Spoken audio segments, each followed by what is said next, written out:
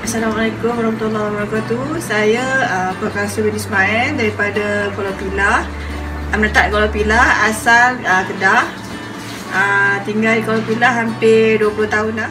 Saya dah mencuburi bidang perniagaan ni, dah bermacam-macam perniagaan yang saya buat. Yang sekarang yang kekal bidang bakery lah. Saya rasa selesa bila kita start daripada rumah. Boleh di samping kita boleh tengok anak-anak sekali. Saya start mencuburi bidang bakery ni saja suka-suka dengan kawan-kawan lah, order sikit-sikit kan, kek. Lepas tu satu hari tu kawan dapat tender dekat kafe Kolej Matrikulasi Kuala Pilah. Dia suruh saya hantar kek mana yang saya boleh buat lah. Jadi saya try lah buat sikit, hantar, jadi dapat sambutan. Saya mula luaskan lagi ke kafe lain, koperasi, kedai-kedai makan di sekitar Kuala Pilah lah. Dari segi pemprosesan produk saya ni, saya cuma buat dekat dapur rumah sendiri lah.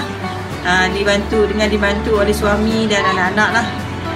Dari segi lepas tu perbezaan saya punya income saya dulu saya dapat dah suka-suka kan, kita dapat dalam ratus, 300 dan 500, 1000 dan sekarang ni saya dapat daripada 5,000 ke 8,000 satu bulan.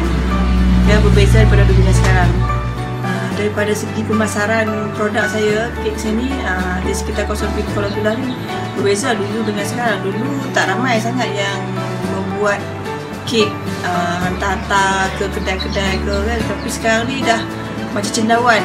Jadi itu dah jadi satu persaingan hebat dengan saya. Saya kena lebih kepada meningkatkan lagi saya punya produk saya lah.